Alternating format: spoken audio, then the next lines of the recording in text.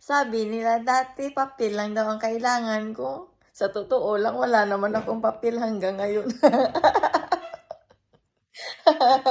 Hay nako, papel lang yan. Nauna pa ang kailan nang dumating sa Denmark, nagka-papel na, nagka-permanent na, umikot-ikot na ang mundo. Wala pa rin akong papel sa mundo. Ha, Lord, heto ako ngayon, nag-iisa, naglalakbay sa gitna ng dilim. Sa totoo lang guys, hanggang ngayon, wala pa naman akong permanent. Nagre-renew pa lang. Tapos nag-apply ako ng permanent para sa anak ko.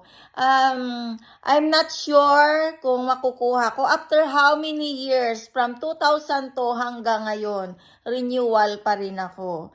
Pero, dati kasi hindi ko talaga masyadong kinakareer ang mga permanent na yan. Pero para matigil ang mundo, kailangan kong mag-aral. Alam nyo kung anong kukunin ko? Kailangan makakuha ako ng Danish passport, and that's my goal in life.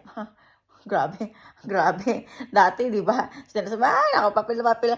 Ngayon, sasadyain ko talaga, as in, sasadyain ko talaga. Alam kung bakit? Yun kasi ang binibintang sa akin, papel lang yan. Aba, nauna pa ang papel, sip.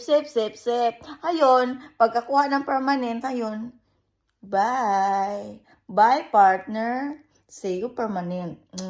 Lalab.